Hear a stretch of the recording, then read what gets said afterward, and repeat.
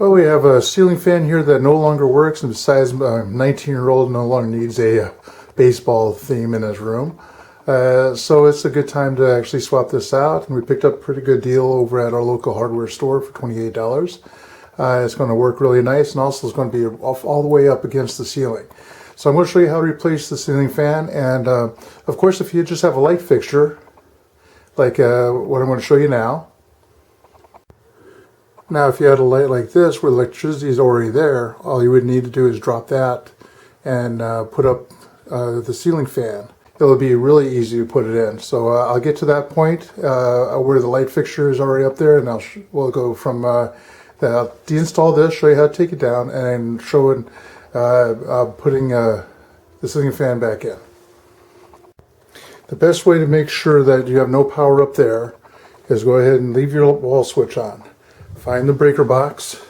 By chance it's in this bedroom. Alright, and find the label that corresponds to where the light turns off. Okay? And then come over and turn off your switch. That's double protection.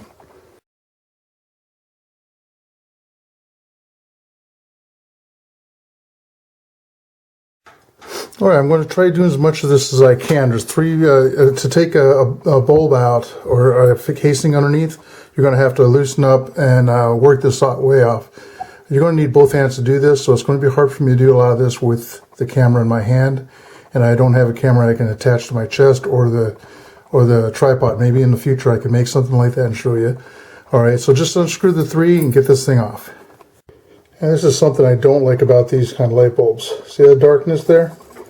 Okay, that to me is something that's going to start a fire pretty soon. We've had one of these, this actually happened inside, and I think I made a video about this with the warning.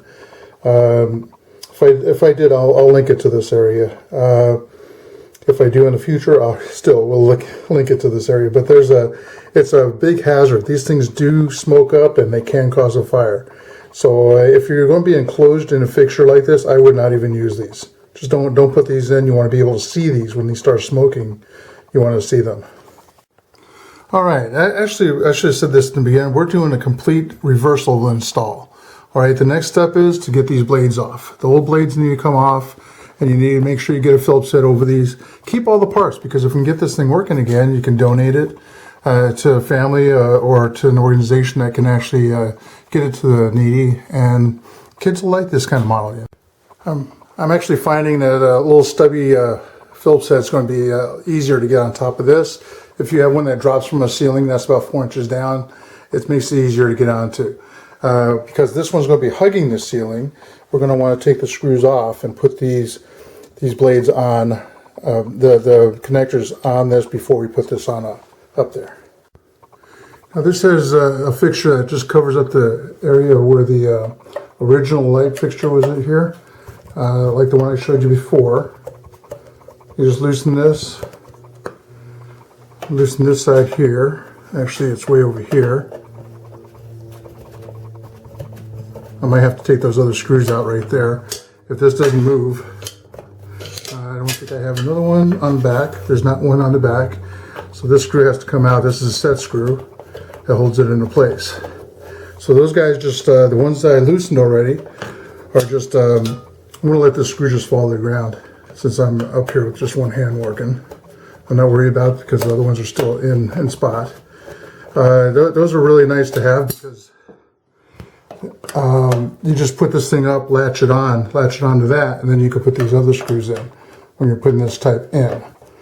Alright, after taking out the screws and turning it counterclockwise, that housing, okay, it drops down like that, and the only thing holding that up right now, those three wire twisters right there. So the top part of that goes into the house, the bottom goes to this. So we're just going to deinstall that. Do not go by the same color scheme as the new ceiling fan because manufacturers are different. Make sure you have a good grip with one hand on the wire while you're unscrewing the top, and then they disconnect and you're holding this and it doesn't fall to the ground. Keep in mind that if you don't have power, the breaker turned off and the switch off, you will get zapped. I'm not responsible for you getting hurt. Now to install the new bracket for this ceiling fan, that one needs to come down. All right, it's just 2 flathead screws. You got to hang on to those screws because the new bracket does not have them. Now your fan may use this existing one, or one like this, or one like the one like I'm going to use.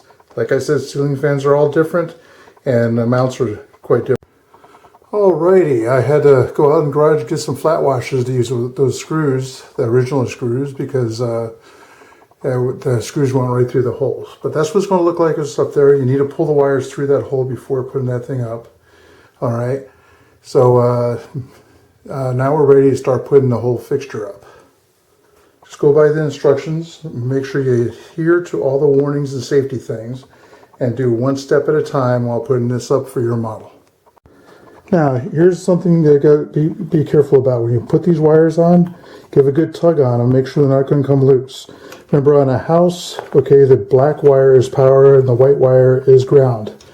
Okay, so they're both very important to have hooked up, and make sure your ground is actually hooked up.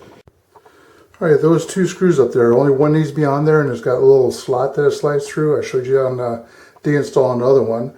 Both sides have to be put in, and then give it a good 2 hands on the thing that's spinning around to lock it in, then put the other screw in.